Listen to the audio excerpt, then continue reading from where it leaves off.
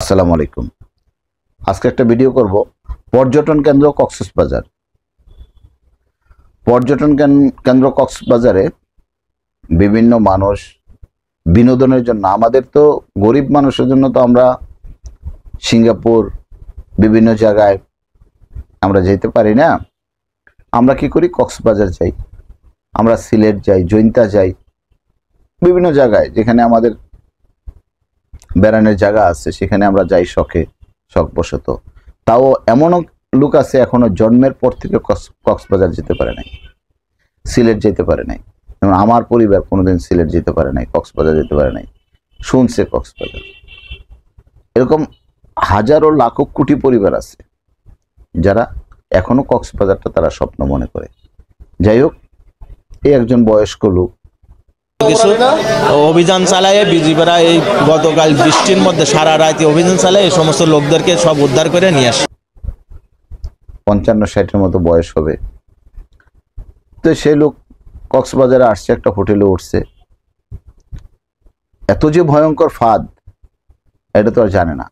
পর্যটন করতে গেছে, সাগর দেখবে, পাহাড় দেখবে। স্বর্গের আড়ালে কখনো কখনো নরক লুকিয়ে থাকে। প্রবাদটি টেকনাফে তাকে রিসোর্ট দেখতে গেছিল, ওই ম্যানেজারের সাথে পরিচয় হয়। সে কি করছে, ওই রিসোর্টে না ওইটা, ওই হোটেলে না ওইটা, আরেকটা হোটেলে উঠছে। তো এই লোক সে যখন হোটেলে ওইটা এই তো একটু ঘুরতে আসছে শহরের মধ্যে দেখবে, তাকে ওই আগের হোটেলের ম্যানেজার ফুসলানো শুরু করছে।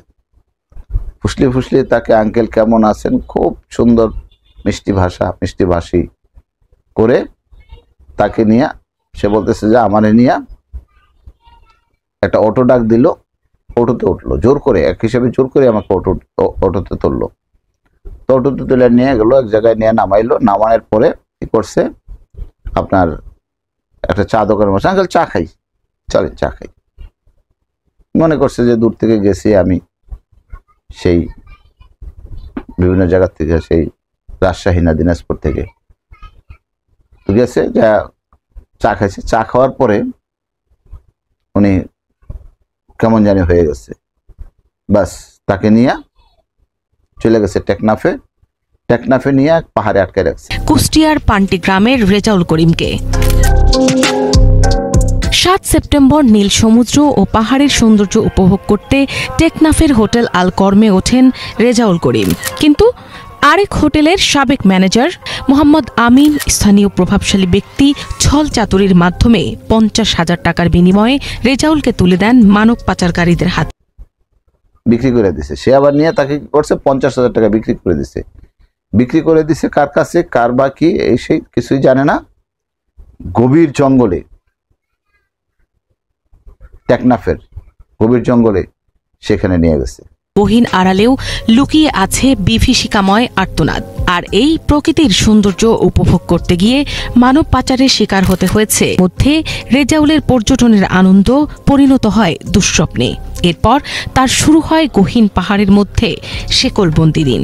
টানা 13 দিন ধরে মুক্তিপণের টাকার জন্য চলতে থাকে রেজাউলের ওপর অমানবিক নির্যাতন। আসরের নামাজ পড়তে আসলে মসজিদ থেকে বেরোনোর পরে হোটেল আল করিমের ম্যানেজার ওই আমিনের সঙ্গে আমার দেখা হলে বলছে যে আঙ্কেল কেমন আছেন, আমি আলহামদুলিল্লাহ ভালো আছি। তো বলছে আঙ্কেল কবে আসছে, আমি আজকে আসছি। তো আপনার আমাদের এখানে না উঠে ওইদিকে উঠছেন, আমি না আমি তো ওইখানে উঠছি, তো যা হয় সমস্যা নেই, আপনি চলেন একটু। হাত বদল হওয়ার সময় পালিয়ে রেজাউল পৌঁছান সরাসরি বিজেপি ক্যাম্পে। তার দেওয়া তথ্য, সেখানে নিয়ে তাকে 14 দিন আটকে রাখছে। সে ওইখানে দেখতে পারছে নারী, পুরুষ, শিশু, সব মানুষ এখানে, প্রায় 50 থেকে 60 জন মানুষ এখানে আটকানো আছে। ওইখানে একটা মানে ঘর আছে, জেলখানার মতন, বন্দিশালায় আটকায় রাখছে। এখন এইভাবে মানুষ যদি পর্যটন কেন্দ্রে যায়, সে বেড়াতে যায়, যদি সে অপহরণের শিকার হয়, এই যে 100 জন মানুষ, নারী পুরুষ, তারা যে হয়েছে, এই দায়ভার কার? কোথায় যাবে বাংলাদেশের মানুষ? কোথায় যাবে জনগণ? এই যে একটা লোক বলতেছে দেশে শ্রমিক কাজ খোঁজার জন্য মিথ্যা প্রলোভন দেখিয়ে আটকে রাখা হয়েছিল। আমি আর ছিলাম হোটেলে কাজ জানি, কারিগরি কাজে আর ছিলাম। আসার পরে হোটেলে কাজ পাইলে পরে আমি লবণের লেবারি কাজ করছি, লুটারি গাড়িতে লবণ ভরা যার বাড়িতে থেকে কাজ করছি। 1 সপ্তাহ কাজ করার পরে ও বলছে যে চলো ঘুরে আসি, ঘুরে আসার কথা বলে আমাকে বিক্রি করে দিছে। মালয়েশিয়া নিয়ে দেবো আর আনি এটা বিক্রি করে দিয়ে ফেলে। জন্য সে আসছিল, আসার পরে তার কাজটা হচ্ছে না, পরে সে লবণের ঘেরে লবণের জমিতে যখন কাজ করছে, ঘেরে কাজ করার পরে তাকে কি করছে, এই রকম ফুসলায় তুলে নিয়ে গেছে, নিয়ে ওই যে বন্দিশালা আটকায় রাখছে। এখন মারে আর পরিবারের কাছে বলে যে টাকা দাও। পরিবার তো মনে করছে যে সে কই গেছে। আর বয়স্ক ভদ্রলোক, ওনার পরিবার জানে কক্সবাজারে বেড়াইতে গেছে, পর্যটন কেন্দ্রে দেখতে গেছে। নারী পুরুষ এই যদি হয় অবস্থা, তার কি কোনো বিচার নাই, তার কোনো প্রতিকার নাই, তার কোনো সমাধান নাই? আমাদের দেশে আমরা কোথাও বেরোতে পারি না, ঘর থেকে ঘরের দরজা খোলা যায় না। এই অবস্থা কেমনে কিভাবে চলে? এভাবে তো দেশটা চলে না, চলতে পারে না। আমাদেরকে কে বাঁচাবে? একমাত্র আল্লাহ। আল্লাহ তো আমাদেরকে বাঁচাবে, সবাইকে বাঁচাবে। কি করব বুঝতেছি না। জনগণ জানে না, জনগণ অসহায় হয়ে গেছে।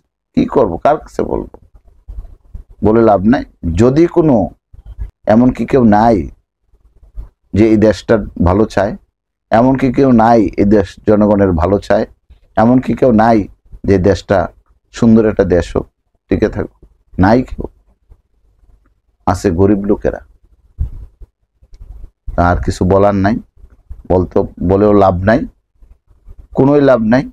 এখানে শেষ করলাম। আল্লাহ হাফেজ।